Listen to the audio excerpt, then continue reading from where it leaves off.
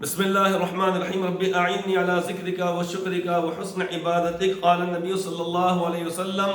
ومن خفف عن مملوكه فيه غفر الله له أعتقه من النار او كما قال النبي صلى الله عليه وسلم. محترم بزرگ دوستو، آج کا جو بیان جو کیا جا رہا ہے وہ اسی سلسلے کی کڑی ہے جو گزشتہ کل بتلایا گیا تھا، اور اس طریقے سے کہ ملازمین اور مزدور جو لوگ ہیں تو وہ جب روزہ رکھتے ہیں تو ان کے پاس اللہ تبارک و تعالیٰ کا بڑا مقام ہے. چونکہ روزے دار چاہے کروڑ پتی شخص ہو، چونکہ روزے دار چاہے وہ کروڑ پتی ہے، ارب پتی ہے، یا اسی طریقے سے کسی مملکت کا وہ بادشاہ ہے، یا اسی طریقے جھوپڑ پٹی میں رہنے والا ہے، یا سادے مکان میں رہنے والا ہے، لیکن چونکہ وہ اللہ تبارک و تعالیٰ کی عبادت اور بندگی میں مصروف ہے، اس لیے اس کا درجہ، اس کا مرتبہ اور اس کا مقام اللہ تعالیٰ کے پاس بہت بڑا ہے. جیسے کہ نماز پڑھنے والا شخص چاہے وہ غریب ہو، چاہے وہ متوسط یعنی کمائی کمانے والا ہو، یا لاکھوں اور کروڑوں روپے کا مالک ہو، یا بڑی بڑی فیکٹریوں کا اور میلوں کا مالک ہو، لیکن وہ اللہ تبارک و تعالیٰ کی عبادت مصروف ہے، لہٰذا اس کو بھی وہی ثواب ملے گا جو صف اول میں تکبیر اولیٰ کے ساتھ پڑھنے والے کو ملتا ہے. کہ صف اول میں تکبیر اولیٰ کے ساتھ نماز پڑھ رہا ہے ایک مزدوری کرنے والا شخص اور کروڑ پتی شخص، ان دونوں کے اندر جتنا زیادہ جس کے اندر اخلاص ہوگا، جتنا زیادہ اطمینان اور خشوع سے انسان نماز پڑھے گا، اللہ تعالیٰ کے پاس اس کا مرتبہ مقام ہوگا. تو یہاں پر اللہ تبارک و تعالیٰ کے پاس ایسا نہیں ہے کہ یعنی جو شخص یعنی جس طریقے سے مال کے اعتبار سے زیادہ ہوگا اس کا ثواب کم ہوگا، جو محنت مزدوری کرنے والا ہے متوسط درجے کا ہے اس کا ثواب زیادہ ہوگا. لیکن یہ بات یہ ہے کہ وہ شخص کے جو محنت اور مزدوری کر رہا ہے اور اس کے پاس گزارے کے لیے کوئی چیز نہیں ہے، لیکن پھر بھی وہ شخص ایک جانب یہ ہے کہ اپنے لیے حلال اور جائز اور پاکیزہ کمائی کمانے میں مصروف ہے، اور دوسری جانب یہ ہے کہ بھوک اور پیاس کو برداشت کر رہا ہے. اگر کوئی مالدار شخص اگر روزہ رکھ رہا ہے، یقین وہ اللہ تعالیٰ کا محبوب ہے، لیکن اس کے پاس آسائش اور آرام کی ساری سہولتیں موجود ہیں. مثلا اس کے گھر میں اعلیٰ درجے کے کولر موجود ہیں جس سے اس کو گرمی اور دھوپ کا احساس نہیں ہوتا ہے. اس سے آگے بڑھ کر کسی کے پاس اگر اے سی ہے، اس کو تو باہر کا ماحول اور باہر کی تپش کا اندازہ ہو ہی نہیں سکتا. لیکن اس کے برعکس مثال کے طور پر مونڈھے میں یا ایسی جگہ پر جہاں پر کہ سامان ادھر سے ادھر منتقل کیا جا رہا ہو، کس طریقے سے منتقل کیا جا رہا ہو کہ ایک شخص ایک ٹرک میں سے سامان نکال کر دوسرے ٹرک میں منتقل کر رہا ہے، یا دکان میں سے نکال کر وہ چھوٹا ہاتھی جو جسے کہا جاتا ہے ایک یعنی سواری کو اس میں منتقل کر رہا ہے، یا وہ شخص کے جو محنت مزدوری کر رہا ہے یا آٹو رکشہ چلا رہا ہے، یا اسی طریقے سے کسی دکان کے اندر ملازم ہے، لیکن جب اس نے ملازمت اختیار کی اور کام کاج بھی وہ کر رہا ہے، محنت مزدوری بھی کر رہا ہے، اللہ تعالیٰ کو راضی رکھنے کے لیے روزہ بھی رکھا ہے، اب اس کا مقام اللہ تعالیٰ کے پاس بہت بڑا ہو جاتا ہے. اتنا بڑا مقام اس کا ہو جاتا ہے کہ اگر اس کے ساتھ اگر کوئی شخص نرمی کا برتاؤ کرے، اس کے کام میں اگر وہ شخص اس کا ہاتھ بٹائے یا اسی طریقے سے کام اس سے کم لے، تو اللہ تبارک و تعالیٰ ایسے شخص کو آخرت میں کیا عطا فرمائیں گے. حدیث پاک میں دو باتوں کی بشارت دی گئی ہے، ایک بخشش اور مغفرت. یاد رکھیں کہ جب تک کسی شخص کی بخشش آخرت میں نہیں ہو جائے گی،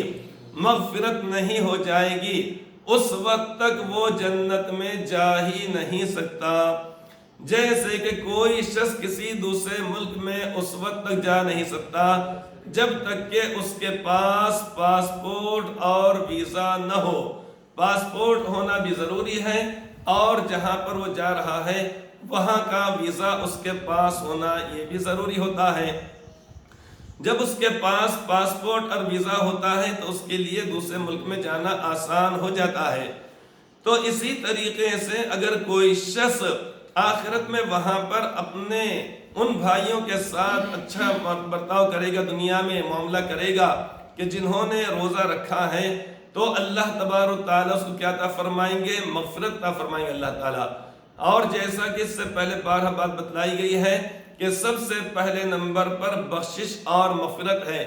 اسی لیے اللہ کے نبی صلی اللہ علیہ وسلم نے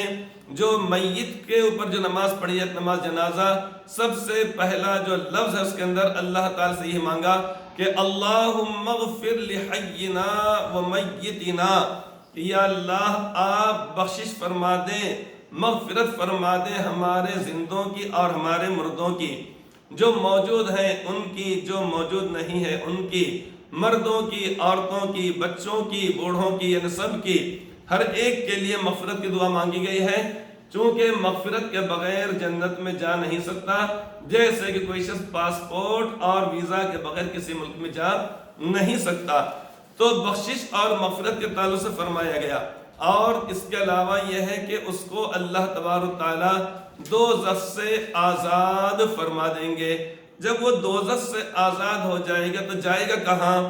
یقیناً وہ جنت میں جائے گا۔ آخرت میں دو ہی مقامات، دو ہی ٹھکانے ہیں، اس لیے آپ نے فرمایا، تو جیسا کہ اس سے پہلے بتلایا گیا، روزے دار اللہ تعالیٰ کے محبوب، روزے دار کے ساتھ اچھا برتاؤ کرنے والا وہ اللہ تعالیٰ کا محبوب۔ حدیث پاک میں آتا فرماتے ہیں وَمَنْ خَفَّفَ عَنْ مَمْلُوكِهِ فِيهِ، اور جو شخص رمضان شریف کے مہینے میں اپنے مملوک تو کہا جاتا ہے اس کو جو ہماری ملکیت ہو، یہاں پر چونکہ آپ کے ارشادات گرامی کے اندر توسع ہوتی ہے اور آپ کے ارشادات مبارکہ انتہائی جامع اور معنی ہوتے ہیں، لہٰذا اس کے ضمن میں تمام ہمارے محکومین آ جائیں گے۔ مثلا ہمارے پاس گھر میں کوئی ملازم یا ملازمہ ہے، ہماری دکان میں کوئی ملازم ہے، چاہے ہماری دکان کپڑے کی ہو، جنرل اسٹور ہو، کرانہ دکان ہو، میڈیکل اسٹور ہو، جو بھی دکان ہے اس میں ہمارے پاس جو ملازمین ہیں جن کو ماہانہ تنخواہ دی جاتی ہے وہ ہمارے ملازمین کہلائیں گے، اور وہ ضمنی طور پر مملوک کے زمرے میں شامل ہوں گے چونکہ ہمارے ماتحت ہیں۔ تو ان کے ساتھ یعنی ایسے ملازمین کے جنہوں نے روزہ رکھا ہے، چاہے وہ خواتین ہوں، گھر کے اندر کام کاج کرنے والی مستورات ہوں، یا دکانوں میں کام کرنے والے مرد حضرات ہوں، تو آپ نے فرمایا کہ وَمَنْ خَفَّفَ عَنْ مَمْلُوكِهِ فِيهِ، اور جو کوئی شخص ماہ رمضان میں اپنے مملوک یعنی اپنے ماتحتوں کے کام کاج کو، ان کے بوجھ کو ہلکا کر دے، خفف آپ نے فرمایا تخفیف کر دے۔ تخفیف کا مطلب یہ ہے کہ جیسے مثال کے طور پہ روزانہ ہم عام دنوں میں 8 گھنٹے ڈیوٹی ان سے لیتے ہیں، تخفیف کا مطلب یہ ہو جائے گا کہ ان سے 5 گھنٹے کام لیں، یہ مطلب ہو جائے گا۔ 6 گھنٹے ڈیوٹی ان کی اگر روزانہ اگر ہے تو 4 گھنٹے، 4 گھنٹے ڈیوٹی اگر ہے تو 1 گھنٹہ آپ نے کم کر دیا، اس کو کہا جائے گا تخفیف۔ تخفیف کی شکل یہ ہے کہ ہمارے پاس کاروبار اتنا بڑا ہوا ہے کہ جس کی وجہ سے تخفیف کرنے میں ہم کو مشکل ہو جائیں گی، تو اس کا دوسرا ایک طریقہ بتلایا گیا ہے کہ رمضان مبارک میں 1-2 ملازمین کا اضافہ کر دینا، کہ جتنا کام ان تمام کرنا پڑ رہا تھا، لہٰذا جب 2-3 لوگ اس کے اندر شامل ہوں گے تو اس صورت میں کام ہلکا پڑ جائے گا، بوجھ ہلکا پڑ جائے گا۔ گھر کے اندر تخفیف کس طریقے سے ہو جائے گی؟ مثلا گھر کے اندر تخفیف کا آسان طریقہ یہ ہے کہ گھر کے اندر ہمارے بڑی بچیاں اگر ہیں، باشعور اگر بچیاں ہیں، تو ان سے مائیں یہ کہیں کہ دیکھو بیٹی، جو ہمارے پاس کام کرنے کے لیے خادمائیں آتی ہیں تو ایسا کرو ان کے کام کو ہم ہلکا کرنے کے لیے تم کیا کرو کہ پیالیاں، تشتریاں یا اس طریقے جو چھوٹے موٹے برتن ہیں وہ تم دھو ڈالو، لہٰذا ان کے لیے آسانی ہو جائے گی۔ ایک تخفیف کی شکل یہ ہے کہ گھر میں جو ہمارے پاس جو صاف صفائی کرتے ہیں، کپڑے کو گیلا کر کے جس کو پوچھا مارنا کہا جاتا ہے، فرش پہ، ٹائلز پہ، ان سے کہا جائے کہ روزانہ عام دنوں میں کیا کرتے تھے، لہٰذا رمضان شریف میں 1 دن ناغا کر کے کرو تو جملہ 15 دن ان کا کام ہو جائے گا، اس کو کہا جائے گا تخفیف کہا جائے گا۔ یا گھر کی خواتین نے ہاتھ بٹانا، یہ بھی تخفیف کہا جائے گا۔ تو جو شخص اپنے ماتحتوں کے ساتھ یعنی جو ملازمین ہیں رمضان شریف میں تخفیف کرے، یعنی ان کے بوجھ کو ہلکا کر دیں، آپ فرماتے ہیں غفر اللہ لہ،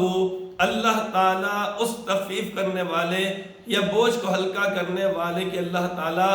بخشش اور مغفرت فرما دیں گے۔ وَأَعْتَقَهُ مِنَ النَّارِ، اور اس کو دوزخ سے آزاد کر دیں گے، چھٹکارا دے دیں گے۔ لہٰذا آج کس مجلس میں آپ حضرات سے بات بتائی جا رہی ہے، اتنے آسان اتنے سستے سودے کو اپنے ہاتھ سے مت جانے دیجئے۔ اپنے ملازمین کے ساتھ ان کی ڈیوٹی کے اوقات میں کمی کر دیجئے یا 2-3 ملازمین کا اضافہ کیجئے۔ گھر کے اندر جو مستورات کام کرنے کے لیے آتی ہیں ان کا ہاتھ ہم خود بٹائیں، یعنی خواتین نے یا گھر کی بڑی بچیوں نے بٹانا چاہیے، یا ان کو بتانا چاہیے کہ ایک دن ناغہ کر کے اس طریقے سے کام کرو۔ لہٰذا اس کو بھی تخفیف کہا جاتا ہے۔ یہ آسان سودا ہے، قیامت کے روز جب اللہ تعالیٰ اپنے ان بندوں کو کہ جنہوں نے تخفیف کی تھی ان کو جب اجر و ثواب عطا فرمائیں گے، جہنم سے آزاد کریں گے، بخش کریں گے، تو ان لوگوں کو انتہائی پچھتاوا ہوگا کہ جنہوں نے اس موقع سے فائدہ نہیں اٹھایا۔ لہٰذا اللہ تعالیٰ کے اس فضل و کرم سے ہم ضرور فائدہ اٹھا لیں۔ اللہ تعالیٰ ہمیں توفیق عطا فرمائے، آمین۔